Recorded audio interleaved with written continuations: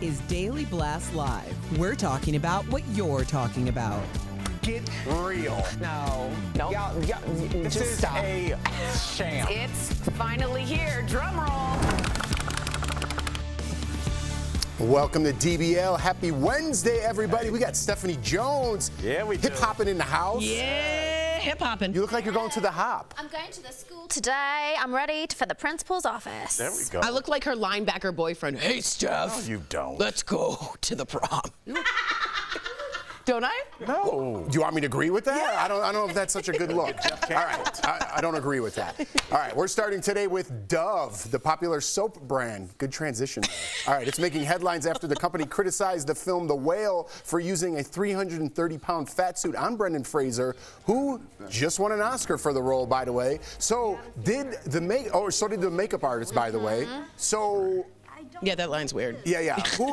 Who made it look so real? Listen, Brendan won, the makeup artist won, Oscars. Dove tweeted, "Stop giving fat suit awards. We want better representation in Hollywood." What's Dove's angle here? I would like to just start out by saying I do think nowadays brands do have to take sometimes more of a side than they used to, right? Like Wrigley's gum, you wouldn't have had, where they vote, right? But like Nike, when they took Colin Kaepernick after he kneeled, that was taking a stand, and that was going to get really people upset, and they burned their Nike shoes, and they were going to be used to that, and you take the risk versus reward. Dove is clearly there for the younger people that are woke. I hate saying that word because it's backfired, but they want that type of client, and they're willing to risk you annoyed by them to have gain the new people, the younger generation. Do I think even this was a little egregious? And I'm somewhat of a woke person, I consider. Yes. I don't think Dove should have fought back. This seems like shots fired out of nowhere. No one called for their opinion. So I find this a little too woke. Well, that's what I found so strange about it, and why I think it's a little bit different than the Nike situation. Nike already represented Colin Kaepernick. Yeah, you're right. It's not a fair comparison. You're right. No, it's not that it's not fair. It's just like it makes more sense for Nike to be like, hey, we have this guy under contract. Let's defend him and just say we got his back. That makes sense no matter who you're representing. Right. But it'd be stranger if Nike came out and attacked this or made a comment about this, because Nike doesn't have any direct ties to fat suits, to Brendan Fraser, to the Oscars. That's why I found this so strange. And what I do agree with you on, Tori, is that they are trying to be preemptive in finding their audience for the next generation. I feel like they know that their older customers, our age, and older, we've already made our decision about who we're going to shop with. We have for 2 decades. They're trying to get our sons and our daughters, and trying to get the people that are 10, 12, 13, 14 about to buy their first soap. So I just think this was a marketing decision. Oh, absolutely. I mean, there's no doubt about it. First of all, like Dove years ago, well before there was all this inclusivity, women's empowerment, they were on board with all of that. Yeah, remember that videos? Very heavily involved, and I thought that was a great campaign, and they really set the tone for who they are and what they believe in. But I think there's no place for them here. I think this is really scraping the barrel of PR. Like, what can we do to get some press? I mean, it's working. We're all talking about it. But in a good way, or but maybe? I just not really. I just think I think it's offensive to the people that are acting, that are in those roles, that have been cast, to the makeup artists that have grafted and created those prosthetics, and that's been their career for many, many years, and to slam them for something that literally Dove has no place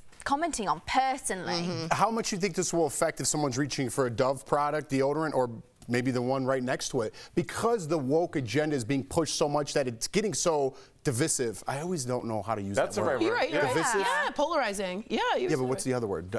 Divided? Divisive? I like Diverse. divisive. I think divisive makes you sound smarter. Oh, Yeah. well, I have a vest on, so. Divisive, we're going with divisive. But it's also, I'm serious, because of that, it's like I've never, ever in my life thought like, oh, wow, Dunkin' Donuts is so woke. I'm going to Starbucks. Right. I love Dunkin' Donuts, by the way. You know what I mean? I've never done that. But it's getting to the point now, it's like, I really didn't agree with that comment. And let's face it, I'm getting older. I'm losing a lot of friends. I don't have a lot in my life. This is what I think about all day. This is what I think about all day. That makes sense. I love you boys, my kids. All right, so here's the real question. Does Hollywood have a fat suit problem? So it turns out it's not just The Whale. There are lots of recent films with actors in fat suits. There was Renee Zellweger, who wore one for her role in The Thing About Pam. Sarah Paulson wore prosthetics for her portrayal of Linda Tripp in Impeachment, American Crime Story. And Viola Davis tried to gain weight for her role in Maya Rainey's Black Bottom, but ended up wearing a fat suit anyways. Tom Hanks wore this one in Elvis. It was terrible. Doesn't look great. Doesn't look great. You know, you'll win them all. Yep. So did John Lithgow in the film Bombshell, and who could forget Chris Helmsworth prosthetic for his role in Avengers Endgame. So should Hollywood hire more diverse body types for their roles, or is the term actor portraying someone else, you acting like someone else, is that okay? I think Is that it's okay? literally going to become to the point where it's absolutely meaningless, and unless you take that exact box and be that exact person, and basically we need a bin man, we're going to only hire a bin man because Jeff can never do that role. It's kind of getting crazy. Yeah. I really do feel like that. I think there are certain things, like when it comes to race and diversity, important, obviously extremely so. But I feel like in this case, it should be on who is best for the role, their acting capability and what they bring to the table. And I think if there was someone that was a larger size that fulfilled it, they would get the role. There's a whole job called a casting director that people have been doing for many years and are incredibly good at, which is why they are winning the Oscars that they are. Now, I agree with you. I agree with you both. I do think it's called acting and that's the job. However, let's be real about casting directors. They're not asking for all body types for all roles. They want a usually thin, fit person for most roles, right? You're not seeing a diverse group of people. What I would like to see is, if it's an actor that you're having in a role, make it like you don't need the, like, what's her name, who does, Shonda Rhimes. She does colorblind casting. She doesn't care if it's a black, a white, Italian, you know how it used to say all that. Make it so it doesn't matter if they're bigger or smaller. Make it so I'm seeing visually more people that look like me. For those big roles, though, I think it's absurd that you can't get an actor to do it, but also open the door to an audition to people you might not have ever heard of before, because they could be terrific actors that have never had. That doesn't sell tickets, Tori. At the end of the day, it's a business. You have to get a Tom Hanks in there, otherwise a Joe Schmo that might be just as good as Tom Hanks, but he is not selling the tickets. At the end of the day, you have investors. You have to make money. You have to pay your actors. You have to make money. This is a business. So everyone just wants it to be all equal. You go on auditions now, right? Yeah. So do I. All of my castings say 20 to 60, all types, ethnicities. I'm like, listen, that's a little, I don't even want to go on those auditions, because it's like, you know what you want, and if you want someone that looks like Al and we're both going out for the same role, you're wasting one of our time. But don't you okay? That's just the truth of it. But don't you think that I'm sorry to interrupt, but doesn't that make it's now no one can be introduced as a new actor in your line of thinking? It has to be only the stars? When I went out, I'm telling you what they actually think. And when I got my first role, there was like 300 people, literally. And I was like, wow, how did I get this role? And then they do storyboards of what they want their commercial to look like. The little cartoon guy looked exactly like me. That means everyone who was Asian, blonde hair, black, everyone else who auditioned, they didn't have a shot. They wasted their time. The person knows who they want, and if they don't, then open it up to all doors. I'm not saying I don't want more diversity for opportunities for other people, but if you know what you want, don't waste other people's time to be like, hey, look how cool we are. We opened it up to everybody, even though we wasted your time. I do think casting in that respect is definitely changing, though, and I think it is a lot more clear now in casting roles. I think you definitely can see, and you know what ethnicity, what look, and I think people are being a lot more open and honest about that. Like you said, they're not wasting as much time. I think But now it's the opposite, I feel like. Now it's because like it says just open on your casting, open to everybody. But it's, is it though? Because even that's what I'm saying. Even if you say, hey, we're just going to have an open casting, or, you know, we're going for only black men. So it'd be like, hey, good for Al, but guess what? Al's going to now compete with other black men that some of them may have 1.5 million YouTube subscribers.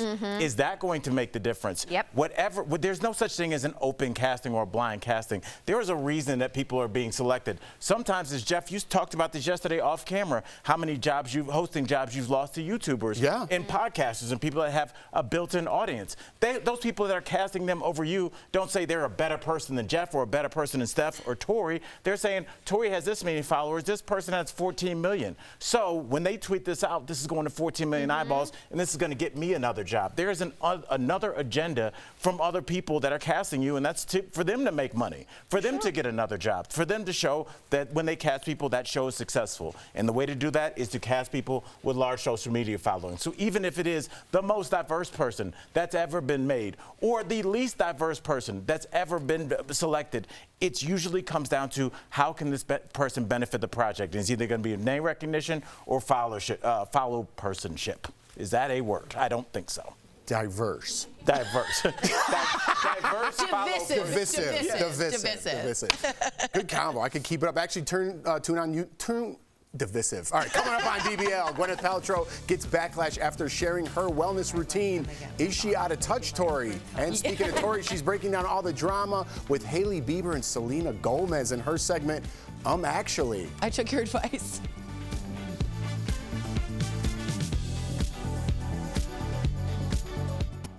Somebody roll the clip. Let's make sure we have Jeff's sex tape. Wow, things are getting spicy here at DBL. Cold-hearted snake, look into his eyes. Let's roll that again, everybody.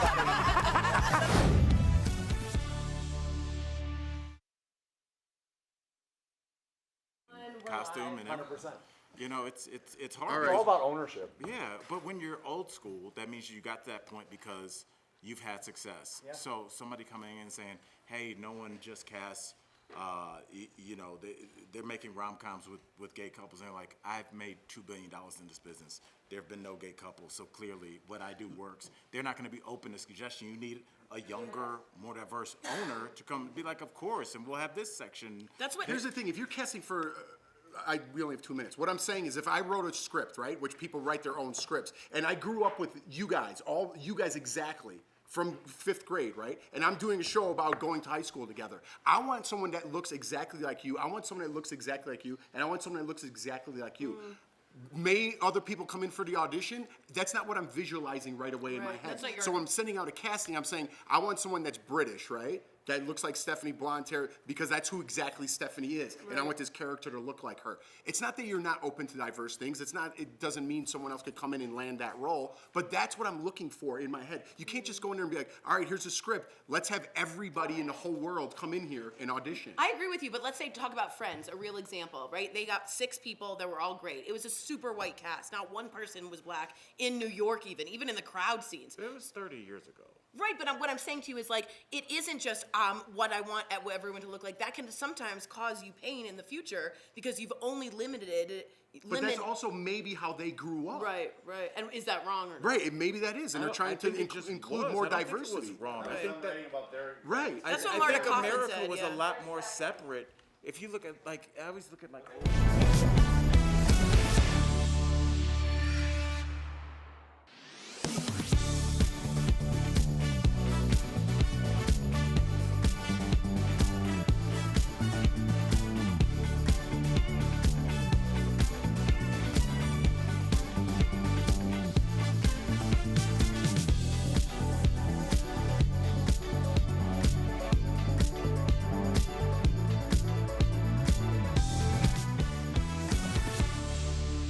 Welcome back. The Oscars, a weekend that can single-handedly keep gossip sites in business.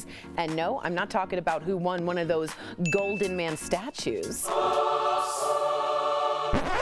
Actually, I'm talking about the after party. So let's pull back the curtain on this exclusive soiree. In case your social media feed isn't filled with the latest Bieber drama, allow me to fill you in. In the past few weeks, the rumor mill has been churning out reports of an alleged feud between Justin Bieber's wife Hailey and his ex Selena Gomez. Allegedly is the key word here, okay? Because the claim is that Hailey Bieber is a cyber bully who makes fun of Selena on social media, and that Justin actually wants to be with Selena, not Hailey. People are commenting on their pics and shouting expletives aimed at Hailey during Bieber's recent concerts. So, at the Oscars, it was a big deal that Hailey Bieber walked solo on the carpet, but Justin did show up at the after party, and he was wearing a blanket. People have reported that Justin looked tormented at the party and are speculating that this is all because of the Justin-Hailey-Selena drama. But hey, maybe Justin just didn't feel well. At least he had his little blankie. But actually, if I'm being real, I think it does seem like the drama may be affecting them. The Biebs even canceled some concerts. I can't say I blame them. Speaking of Hailey Bieber, 2 of her fellow model besties also made headlines from the Oscars after party. So Gigi Hadid seems to be back on with Leonardo DiCaprio. And if you're wondering, yes, Gigi is in fact older than 25, which comes as a surprise to some that Leo can even see her, since post-25 gals for him are just invisible. And Hailey's other model bestie, Kendall Jenner, seems to be going strong with rapper Bad Bunny. They've been seen getting cozy on date night since last month, and they left the after party together last week. Actually, good for the models. At least they're giving the gossip site something else to talk about other than their pal Hailey. That's all for this week. We'll be right back.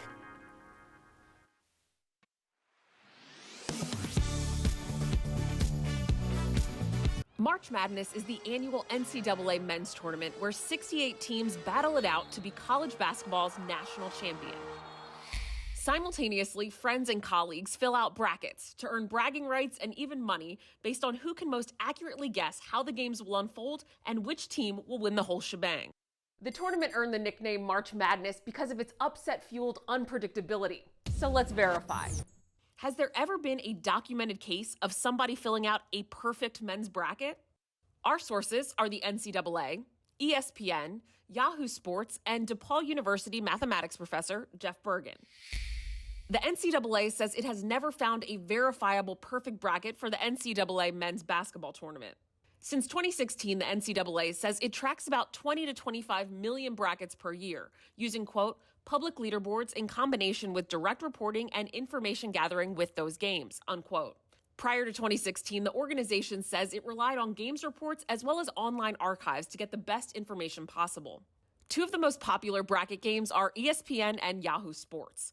An ESPN spokesperson told Verify in an email that there has never been a perfect ESPN bracket for the men's or women's tournament. So we can verify there has never been a documented case of somebody filling out a perfect men's bracket.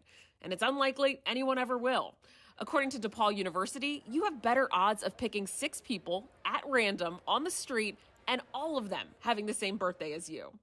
With your Verify and a wildly busted bracket, I'm Ariande Till. Are you skeptical of headlines and what you see on social media? We are too. The Verify newsletter answers your questions, clarifies what's true and false, and even includes a daily fun fact. Go to verifythis.com/email to check it out.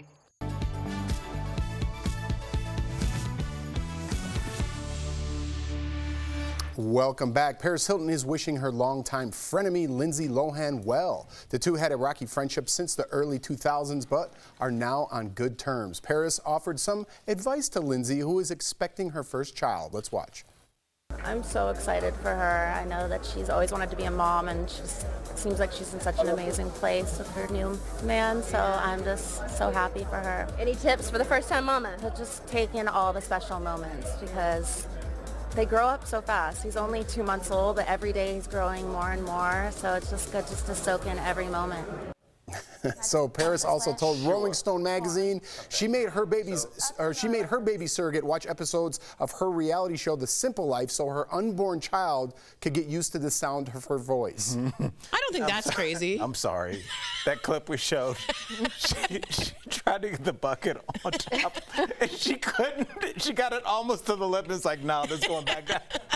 Oh, The Surreal Life? Yeah, I wasn't watching. I was reading. Can we play that again, possibly? You can just see, because there's a point where you're like, I can't do this anymore. And she puts the bucket, watch, because somebody should have helped her, but no one does. She's like, oh, put that, nope, we're back down. Oh, it's too heavy. I'm sorry, that was my thing. Too heavy. But yeah, I think she's, having a kid changes you. Do you not agree, Steph? What do you think? I would say so. I've got friends that have had children that have drastically changed, and it obviously it changes your whole life. Do you think it's an overcorrection sometimes? I don't know. I think it literally depends on the person. I've got some people it's literally like nothing happened. I've got people that have a whole new personality has come in. I'm like, whoa, who How are you? hands-on do you think Paris Hilton is? If I'm being really honest, I think she's very blessed. I think she's going to have a lot of help. She will be having all the night nurses, the day nurses, the nappy changing executives, and I think she will take some very lovely pictures and be very sweet, but I don't know what else she may be doing, because she's busy and she's in Ibiza. She's got DJ gigs. She's living her life. Do you find it insulting as a parent to hear oh, they grow up so fast, it's lovely, just cherish every moment? For the first 2 years, when I know myself from hearing from you guys, it wasn't all cherries and apples. Was it a little insulting hearing that? Just make up a figure. I'm not sure that's cherries and apples seem like good things. Those are pies. Apple pie.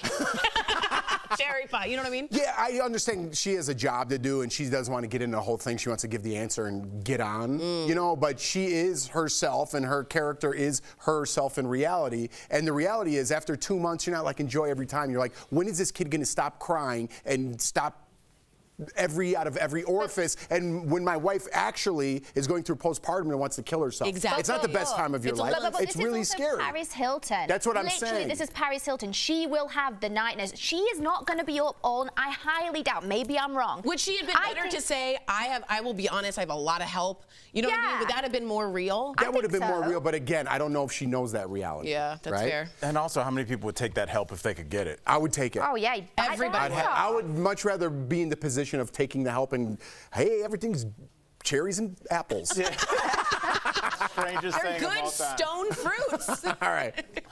So Gwyneth Paltrow is getting slammed for being out of touch after sharing her wellness routine on a podcast. Let's take a listen.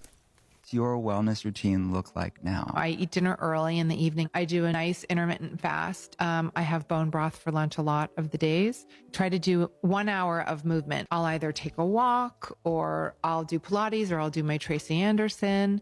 And then I get in the sauna. I dry brush and I get in the sauna. So I do my infrared sauna for 30 minutes. So Gwyneth also talked about the benefits of getting IVs while she was also getting IV during this podcast. Now, if Gwyneth is out of touch, so am I, because I actually agree with a lot of what she said in there.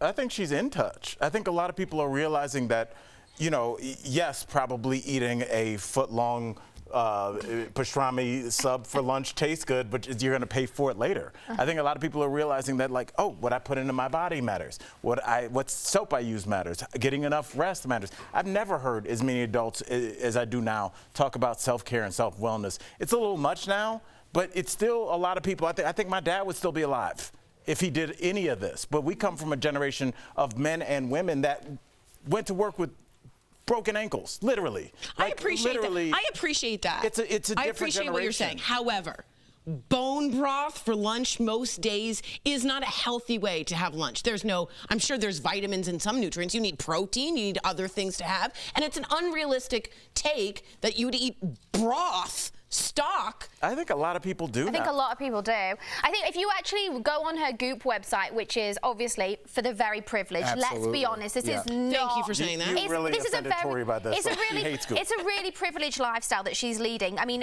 IVs are really expensive. Yeah, I appreciate you saying that. And having a sauna, I mean, Jeff is super lucky. I would love to go to the sauna. I don't have one. I really want one, but, you know, the things she's got from a very privileged lifestyle. But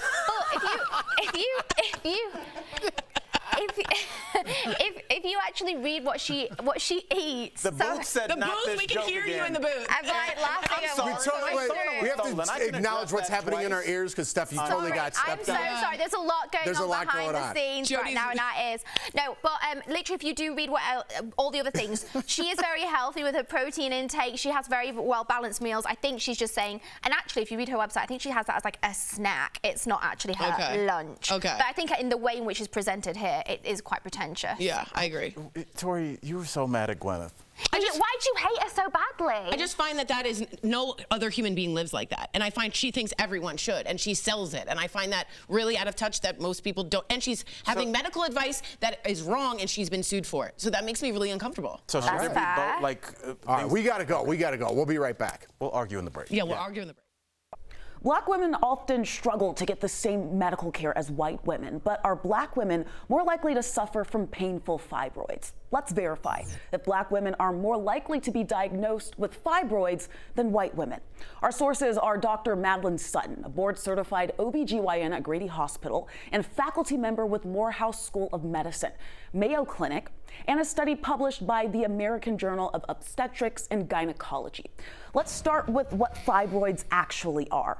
According to the Mayo Clinic, uterine fibroids are non-cancerous growths, which often appear during your childbearing years. Most don't cause problems and never develop into cancer. Most people, if they do have fibroids, they're often very small. If symptoms do occur, it can appear as heavy menstrual bleeding or pelvic pain, among others. So the very first thing you should do if you think you might have like some pelvic pain or your cycle is heavier than usual or you're bleeding in between periods, anything like that, I would definitely say reach out to your provider. According to a study published by the American Journal of Obstetrics and Gynecology, while most women will get them by age 50, fibroids are more common and more severe among African American women. Dr. Sutton weighed in, saying it's important to talk with your healthcare provider about your treatment options. They might be avoiding their provider because they don't want to have a hysterectomy. But a hysterectomy is not the only treatment for fibroids. There are so many other options out there. So I just don't want people to walk feeling miserable or bleeding or having pain. So don't suffer in silence. Come on in and talk with your provider about the different options that are out there.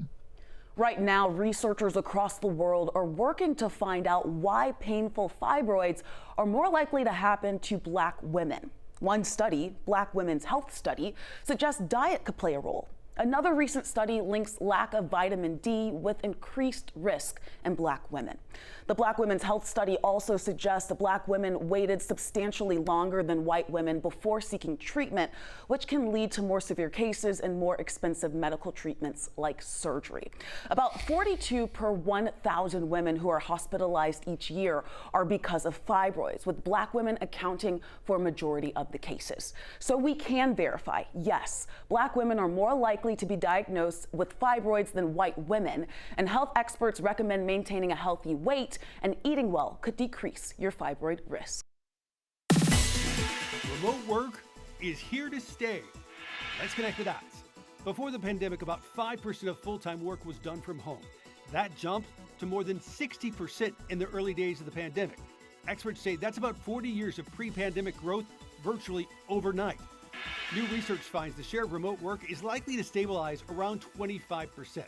That's because employees say they enjoy having no commute, spending less time getting ready, and having a flexible schedule. And while most major companies have been pushing folks to get back in the office, experts say the benefits of remote work are pretty substantial. Economists say companies can save money on office space while recruiting from a broader pool of applicants.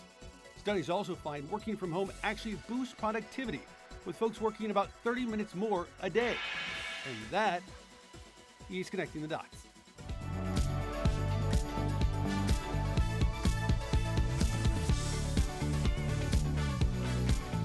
Welcome back. If you're remodeling your bathroom this year, there are some key things you should know. We're talking about in today's tips, sponsored by Jacuzzi. First, if you're working with a contractor, never assume they are on the same page as you. Very important. Have a plan that spells out every single detail you can think of. Next, think of your storage options as you plan and see if you can apply those to your design. And finally, don't forget about those outlets. Yeah. Key. If you want to start your remodel, Jacuzzi can help you do it the right way. Jacuzzi offers an unmatched, stress-free remodeling process.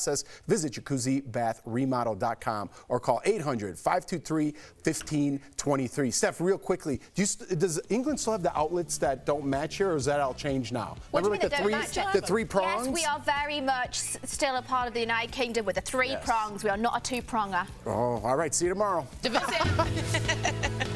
I remember